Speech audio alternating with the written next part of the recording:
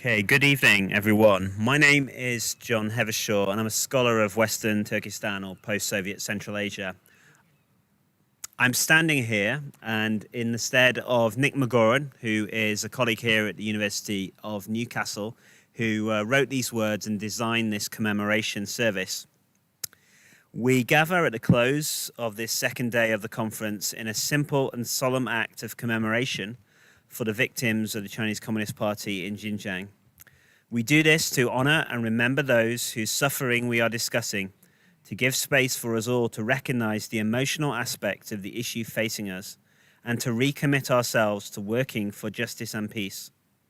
We gather in this space alongside a statue of the great Baptist minister and US civil rights leader, Reverend Dr. Martin Luther King Jr. This statue was erected in 2017 to mark 50 years since Dr. King visited Newcastle University in 1967 to receive an honorary doctorate. Newcastle was the only university in the UK to so honor him in this way. Standing in the King's Hall, which is just to my left here, he gave a moving, impromptu acceptance speech in which he said that there are three urgent and indeed great problems that we face not only in the United States of America, but all over the world today. That is the problem of racism, the problem of poverty, and the problem of war. Focusing on racism, he went on to say, and so that is a challenge and a great one for all men of good will to work passionately and unrelentingly to get rid of racial injustice, whether it exists in the United States of America, whether it exists in England, or whether it exists in South Africa, or wherever it is alive, it must be defeated. It is appropriate today that we add China's treatment of racial minorities to that grim list.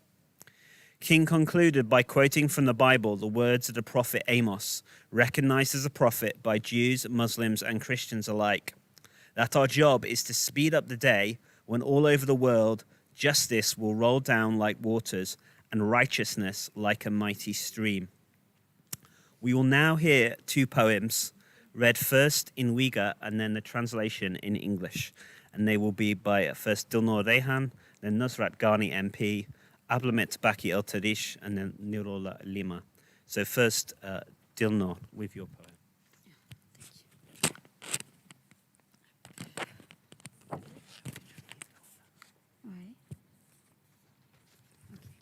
Merci. Thank you. O Tutulup Ketti, Hendan. Sizning bir sehringizda. Pardon? I can't hear. Oui, ça marche? Ça marche? No? Can you hear me? No. No. Yeah, I think it's time for the mic. It's just raising the voice for Okay. Okay. O tutulup ketdi. Hendan. Sizning bir sehringizda, mening ching'i tushdagi safarimda, ularning dengiz sohilidagi gugum saylisida, uning kechisining eng qorong'u sahnasida u tutilib ketdi. Sizga quyosh olib qaragandek qildi, meni qora bosgandek. Ularga guldirmamining beshorti urilgandek. Uyqular uning umridan sug'urilgandek. Ondan u tutulup ketdi. Emdi bosoğlarını teşidi gözler. Emdi yollarga su sepmeydi köngüller. Emdi sular yumaydı uçsıdın salgan köngлекlerini. Avaylığandek balısıdın ayrılgan ana yögeklerini. Emdi vaqt yugurmeydi. Taşbaqıdek eğir mağıdı. Keynidin ittirdi muhabbet. Emdi çarla yiraqlağı uzap gididu. İzdep yürüdü perişan bir ayal, yalan ayak balılar. Emdi dünyanın şifası yok dertler basıdı. Emdi barmaklar özünü sanaydı. Barmaklar pat piçaklarını çanaydı. U bana okşaydı, köreleydi. U sizge okşaydı, okuyalaydı. U ularga okşaydı, sözleyeleydi. U Adem idi, tutulup ketken bir Adem. Onun bir cinayeti var, türmeler yazıp bergen. Doktorlar ağırlıqları yazğan reseptladek. Onun ölümüge yazılğan bir parça qağazının üstüde "Men sarğıymen, siz tatırısız." Ular kökürüp getidu. Ondan biz mengü onun rengige kiremeymiz. Onun rengidek bir rengni tapanmaymiz. Rahmet. The poem is titled "He Was Taken Away." At your morning, at my high noon, at their seaside dusk, at the darkest rostrum of his night, he was taken away. It seemed the sun was glaring at you, and a nightmare seemed to come upon me. This seemed struck by the thunder's omen. Sleep seemed pulled out of his life, and he was just taken away. Now eyes will pierce through doorsteps, now no hearts will water the streets, now water will not wash the shirt he took off, like a mother washing her lost child's clothes. Now time will not run forward, it will walk heavy like a turtle, with love pushing from behind. Now all means have faded in the distance as an anxious woman searches for barefoot children. Now the world learns sorrows with no cure, now fingers count themselves, often the fingers cut knives. He was like me, he could see. He was like you, he could read. He was like them, he could speak.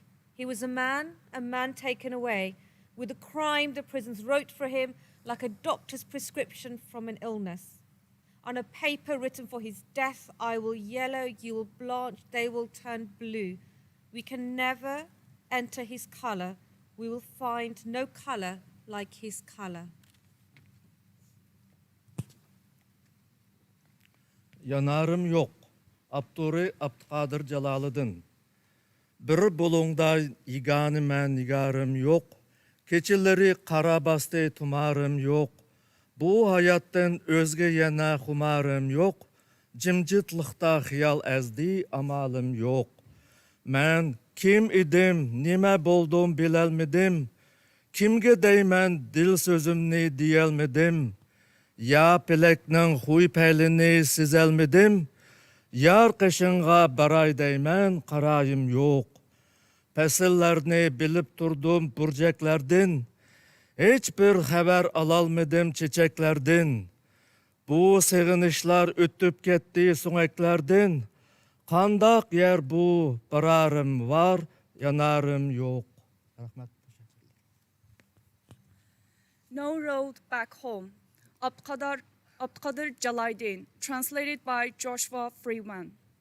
This poem is a powerful testimony to the experiences of the Xinjiang internment camps by someone who is still imprisoned there. In this forgotten place, I have no lover's touch. Each night brings darker dreams. I have no amulet. My life is all I ask. I have no other thirst. These silent thoughts torment. I have no way to hope. Who I once was, what I have become, I cannot know. Who could I tell my heart's desires? I cannot say. My love, the temper of the fates, I cannot guess. I long to go to you. I have no strength to move. Through cracks and crevices, I have watched the season change. For news of you in vain, I have looked to buds and flowers. To the marrow of my bones, I have an ache to be with you. What road lead here? How can I have no road back home? Thank you. So we will now move to the act of the commemoration of the dead. I think Dilnord is staying with us. Thank you to Nusrat, Abdul'ehed, and Nirullah. There are 3 other people who are coming up to take part in that.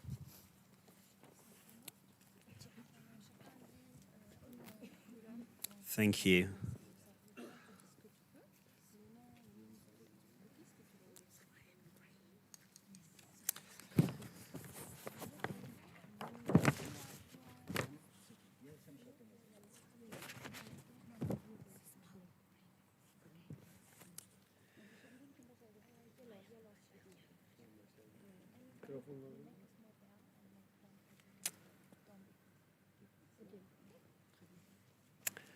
Okay, in this solemn act of commemoration, we remember, mourn and honor all who have died under Chinese state oppression in Xinjiang.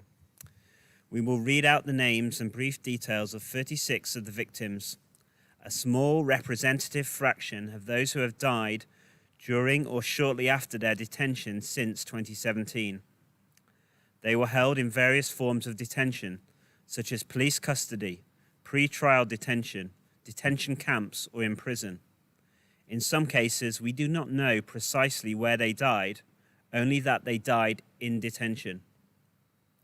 These details have been taken from the Xinjiang Victims Database, an independent project documenting human rights violations in Xinjiang. Due to Chinese state secrecy and intimidation, it is very difficult, indeed usually impossible, to corroborate the exact circumstances of deaths. The large majority of cases rely solely on the claims of relatives and friends. The 36 people whom we will remember represent those whose deaths can be documented with the greatest degree of certainty based on the information provided. After each name is read out, a bell will be tolled and a brief silent pause will be observed. Please use this time to remember, think or pray as you will, or just to observe silence in their honor.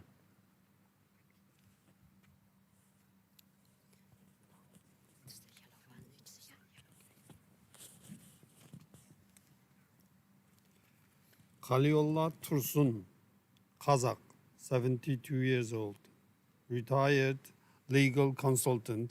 He most likely died in prison in December 2020.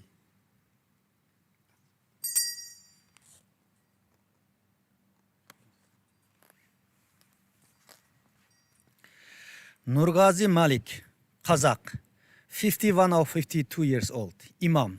He mostly likely died in a detention camp November 2018.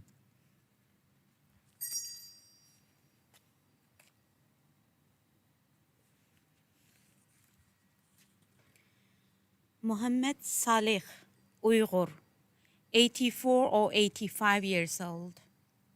Religious scholar. He was the first religious scholar to translate the Quran into Uyghur. In 1986, he died in detention in January or February 2018.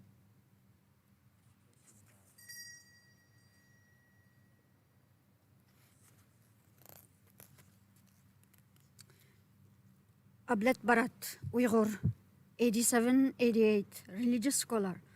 He died in detention in late 2017 or early 2018.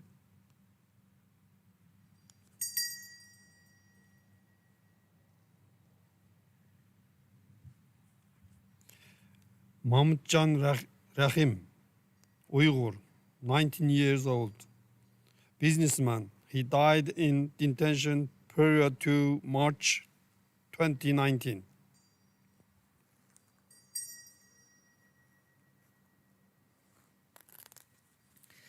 Bekir Ibrahim, Uyghur and Kazakh, 75 years old. He died in detention October 2018.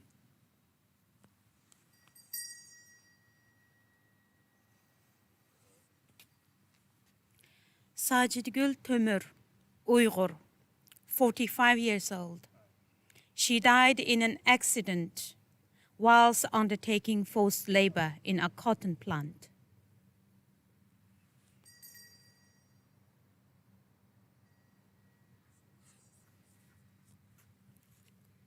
Yasinjan Tohti, Uyghur, 41, driver. He died in detention in February 2018.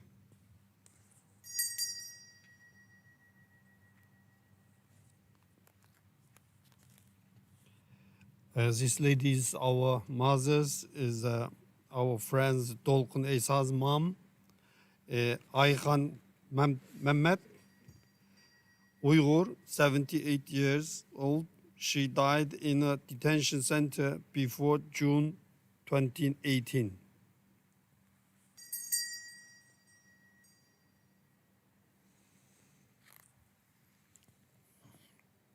Abdusalam Mehmet, Uyghur, age unknown, about 20 to 50 years old. university students. He died of police custody in 2017.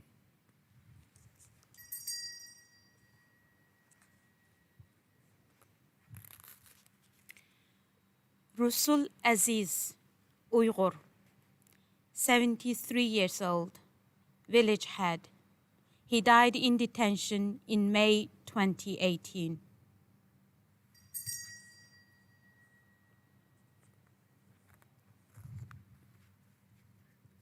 Rasalat Shamsi, Uyghur, 70.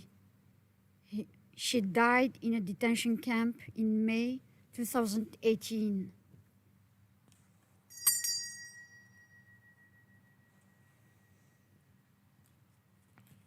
Rahman Kul Kalimet, Kazakh, 37. Imam, he died after police detention in October 2017.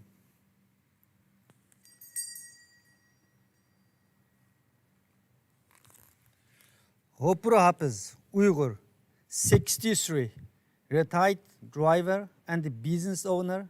He died in detention in November 2018.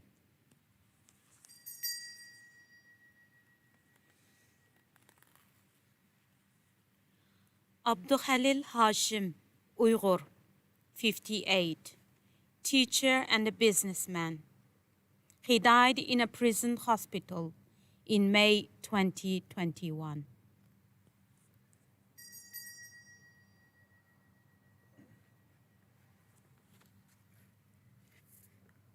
Asan Lapi, Kazakh, 71, teacher. He died in detention in May 2019.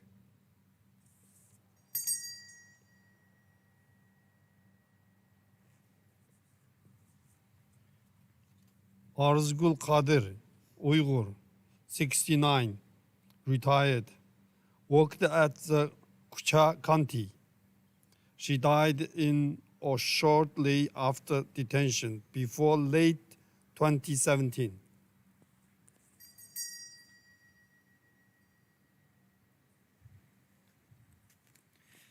Mirzaid Kerimi, Uyghur, 81-82, retired writer and editor.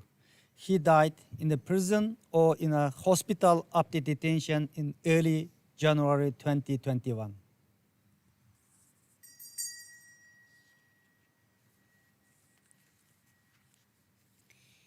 Imam Hussein Mohammed, Uyghur, over 55, retired, worked on a health inspection committee. He died in a detention camp in November 2018.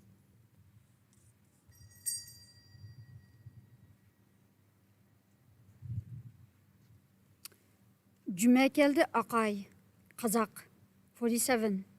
He died in a detention camp in early March 2018.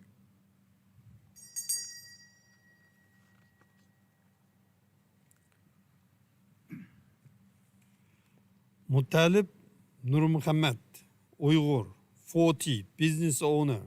He died in hospital shortly after having been released from detention in the second half of 2018 or in the course of 2019.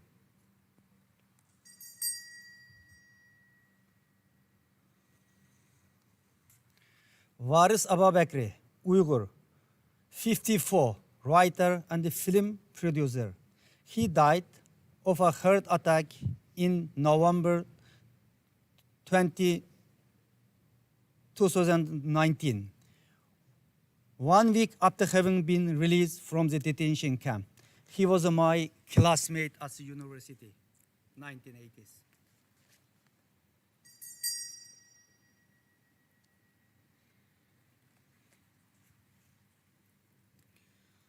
Abdukarim Abdul'ehed, Uyghur, 62 or 63, religious leader. He died in prison in 2017.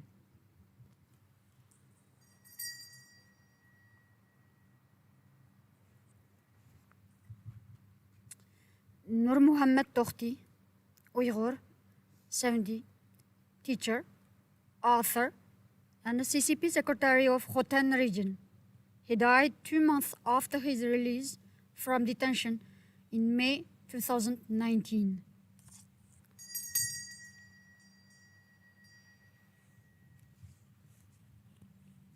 Yakup Rozi, Uyghur, 42 or 48. He died in hospital after having been held in the detention camp in March 2019.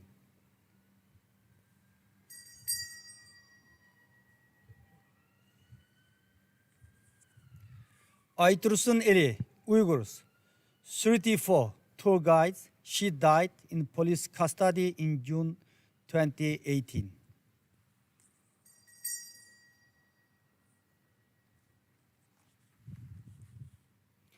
Abdul'ehed Muhammad Qurban, Uyghur, 49, religious scholar and religious leader. He died in prison in June 2019.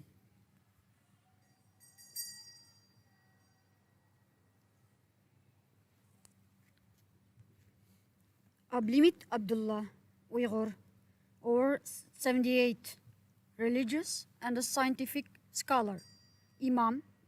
He died in a detention camp after April 2017. The exact time is unclear.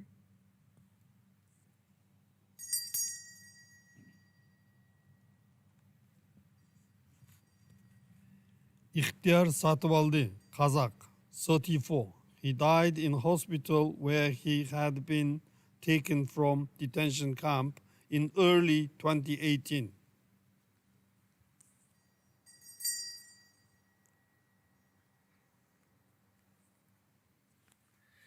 Slihat Baykuza, Kazakh, 48. She died at home in March 2019, shortly after having been released from the detention camps due to illness.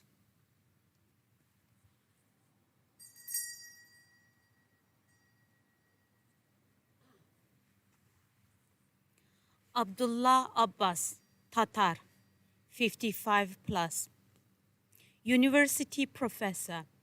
In April 2020, it was reported that he had died shortly after his release from a detention camp, although the exact time of his death is not known.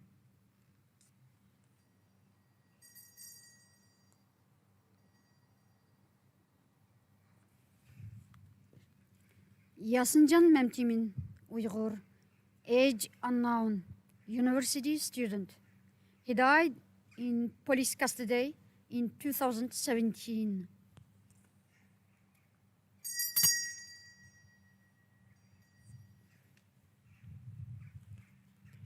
Erkin Mehmet, Uyghur, around 30, high school teacher. He died in detention camp in 2019.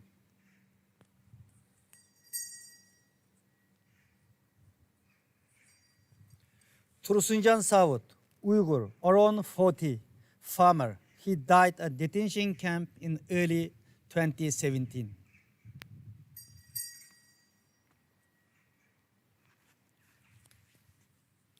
Qurbanjan Abduqadir, Uyghur, 54, textile trader and factory owner. He died in February 2021, 4 days after his release from detention.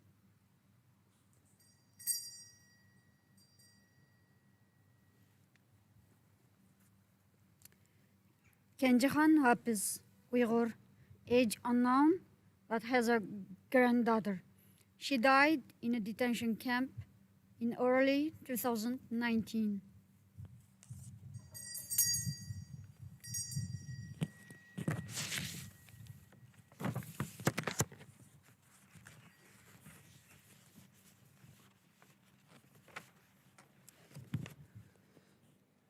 Martin Luther King was a person himself who knew loss. He paid the ultimate price. King wrote, "We must accept finite disappointment, but never lose infinite hope." As we draw to a close, I will read an extract about maladjustment from the writings of Dr. King that I regard as opposite to our situation. The CCP has claimed that its archipelago of camps, prisons, boarding schools, and surveillance exists simply to adjust the minds of Uyghurs, Kazakhs, and others to proper thinking, to adjust them away from terrorism, extremism, and separatism to properly peaceful and patriotic thought. Through its geopolitical projects like Belt and Road, through its use of promises, threats, and sanctions, it is also seeking to adjust how scholars and politicians around the world think and speak about China. Under such conditions, King's call to maladjustment is worth hearing again, as a call to us and to all the people of the world who love freedom and justice to recommit ourselves to working for freedom and justice for all in Xinjiang. In an address to students at the University of California, Berkeley, on June the 4th, 1957, King picked up the psychological theme of maladjustment, something he often returned to in his speeches. We will note that he used gendered language that we would not now, but when he spoke of man, he meant all humanity, men and women. He said this: "Now we all should seek to live in a well-adjusted life in order to avoid neurotic and schizophrenic personalities. But there are some things within our social order to which I am proud to be maladjusted, and to which I call upon you to be maladjusted too. I never intend to adjust myself to segregation and discrimination. I never intend to adjust myself to mob rule. I never intend to adjust myself to the tragic effects of the methods of physical violence and to tragic militarism. I call upon you to be maladjusted to such things. I call upon you, like Amos, who in the midst of the injustice of his day cried out, 'Let judgment run down like waters and righteousness like a mighty stream.' As maladjusted as Jefferson, who in the midst of an age amazingly adjusted to slavery could cry out, 'All men are created equal and endowed by their Creator with certain inalienable rights.' As maladjusted as Jesus of Nazareth, who dreamed a dream of the fatherhood of God and the brotherhood of man. God grant that we will be so maladjusted that we will be able to go out and change the world and our civilization, and then we will be able to move from the bleak and desolate midnight of man's inhumanity to man, to the bright and glittering daybreak of freedom and justice." So we close our commemoration and the day with a final greeting to each other, which is COVID secure. We will use the Uyghur and Central Asian practice of facing someone and putting our right hands on the left side of our chest and nodding. I'm sure most of you are familiar with this. This is to recognize each other personally. So we'll do that now.